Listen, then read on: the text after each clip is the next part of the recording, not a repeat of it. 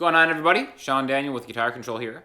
And today we're going to take a minor chord and just destroy the fretboard with it by moving all over, arpeggio style. And you're going to want to click the link below to grab the tabs for this because we're going to break it down in a very simple way. It's just 3 notes in an A minor chord, and we're going to kind of find those notes all over the fretboard to help you navigate through arpeggio style. So again, an arpeggio is just taking a chord 1 note at a time. So A minor, a people's favorite, of course. One of the first chords you ever learn. 2nd fret of the D string, 2nd fret of the G string with your ring finger, 1st fret of the B string, and then open A string and open high E string. Okay? So, even though we're playing the bottom 5 strings here, we're only playing 3 notes, and some of those are doubled. And the notes we're playing are A, C, and E. So, the open A string is an A, the 2nd fret on the D string is an E, the 2nd fret on the G string is another A, an octave A, if you will. The 1st fret on the B string is a C, and then open E is an E, right?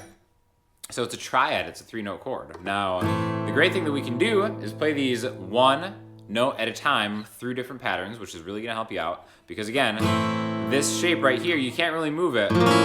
Sometimes it'll sound okay, sometimes it won't, right? So we wanna do movable, repeatable patterns that are gonna help us utilize all the notes on the fretboard. And the best way to do that, I think, is to start in this position when it comes to a minor chord. The 5th fret on the E string is an A note, okay? Maybe if you've played the A minor pentatonic shape, that's rooted here a lot of times with an A minor scale. That's where all this stuff is gonna come from today, all right? Just 3 of those notes, A, C, E. You don't really even have to really memorize where all those notes happen. All you need to know is that we're starting on the 5th fret of the E string. This A right here is gonna be our foundation to launch everything off of. So you really just have to memorize this is an A, and then the shapes will take care of itself. So really, we're gonna take the next note in the pentatonic scale, or the 3rd note in the A minor scale. It's the same difference. This is just gonna take us from an A to a C. 5th fret on the low E string to the 8th fret on the low E string. Now, sometimes you can grab that with your pinky without having to reach.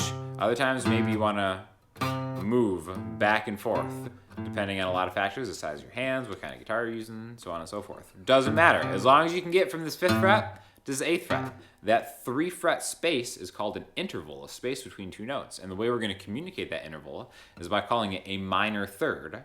The reason it's called a minor third is because it's the 3rd note in the minor scale. Minor third, right? So root note, A, minor third, C. And the next one is gonna be your ring finger, because once you reach like that, your ring finger probably lines up pretty close to the 7th fret on the A string. Now it doesn't have to be exact. Maybe you have to reach a little bit there too. But this move right here, a root note, 3 frets higher, and then down a string, back a fret. 5E, 8E, 7A. Those are the notes of A minor. And more importantly, those are the notes of any minor chord, depending on whatever your 1st note is. The 4th note on the E string is a G sharp. These are the notes of a G sharp minor. The 3rd fret on the E string is G, G minor. You can do this anywhere. You can take like let's take the 9th fret of the D string. This is a B. There's B minor. So this pattern is really important. And now we're gonna learn a few more positions of this pattern. Actually, it's gonna be the exact same shape. We're just gonna root it in a different spot. And the best way to find that is an octave of the 1st one. Now we can find an octave by kind of going through that pentatonic scale. There's the next A right there. This is gonna be the 7th fret on the D string. Now the reason it's called an octave, we can go 8 notes away in the minor scale. 1, 2, 3, 4, 5, 6, 7. Octave.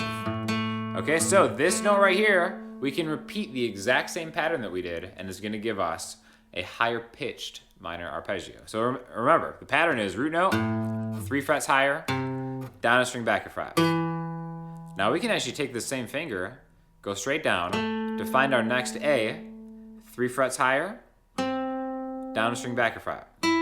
Notice I'm actually using different fingers, but the pattern is the same. Now, sometimes using the same fingers is a great way to kind of get into a pattern, and that's totally acceptable, completely fine way to do it, right here. So index, pinky, ring, index, pinky, ring. That's kind of a very fluid way to do it, totally fine. One way that I like to do it is to maybe use different fingers so you solidify the pattern in your mind's eye, as compared to having to rely on your finger positioning, because then it'll be a lot easier to maybe play lead stuff to kind of smoothly get into other phrases of maybe a solo or something like that.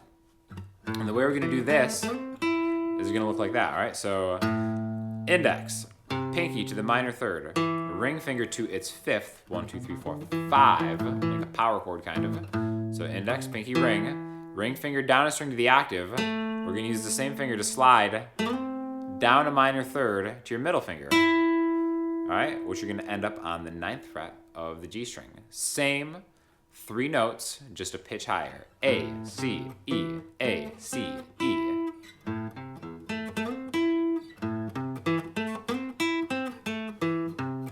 Going forward and backwards is a really great way to do it.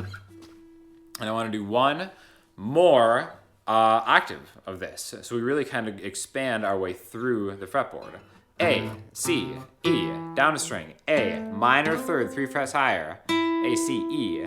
Now, when we get to the B string, we have to compensate by going 1 fret higher to get to the 10th fret of the B string, which is an A.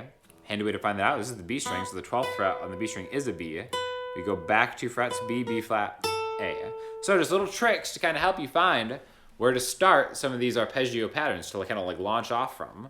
A, minor third higher, C, E, and then you can go 5 frets past the octave bar to the 17th fret, and that's an A. Okay, so on the sheet that is linked below, it's going to look like this.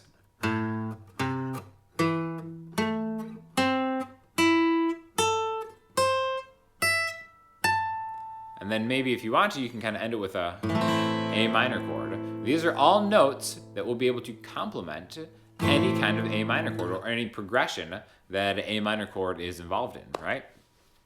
So maybe we can start doing something a little more musical with this and combining it with a chord that we already know. So if we just let's take this note right here. So here's the A, C, E. The next A in the second group of arpeggios that we did is going to be, we end up with your ring finger on the 7th fret of the D string, okay? So, and remember, it goes from here, A to C to E. Now we can kind of take this. I'm taking an A minor chord, I'm thinking in my head, 7th fret of the D string.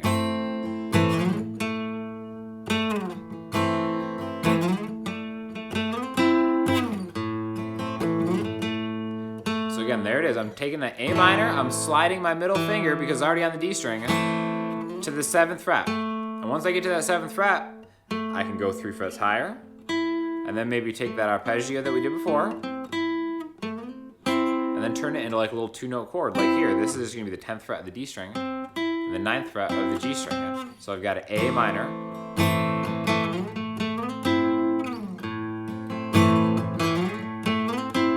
and that's just coming from knowing where an arpeggio is. And this is a much more interesting way to play an A minor chord, in my opinion, than just A minor.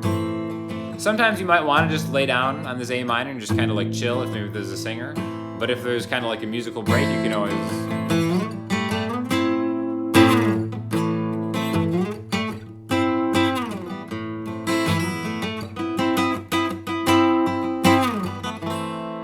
the same notes, so you know it's always going to sound good, and you can kind of just jump back and forth between it to kind of make it a little more interesting, right? So I think that's the value in knowing these triad arpeggios you can get into from anywhere. Let's take one of the higher ones too. So we work our way through the arpeggio, and maybe we end up with here, this 12th fret on the E string and the 13th fret on the B string.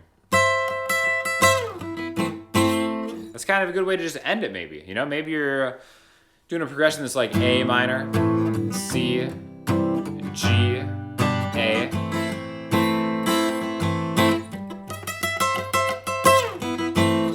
It's kind of like one thing that you can do is jumping all over the place, and having these kind of touchstones, these landing points, to help you get into them is a great way to kind of start working your way through the entire fretboard instead of maybe just staying in one position, right? There's so much more fretboard to learn, so feel free to expand your knowledge with major and minor arpeggios. All these are movable shapes. If you wanted to do a B minor, just start on a B. You can even start back here, B, it's minor third, it's minor third, and it's fifth. You could start here, and then compensate for the B string. A lot of different ways you can do it. All movable shapes. Really important stuff to learn to kind of get you to break out of just these open chord shapes that can become kind of a trap of comfort.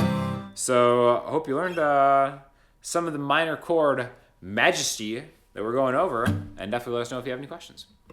So if you've mastered the minor chord triad arpeggio and you want more, you're in luck because we got other videos from myself and other great instructors on the channel here. So click around, make sure to subscribe, comment, and like it, and let us know what you want to see more of. Thanks a lot.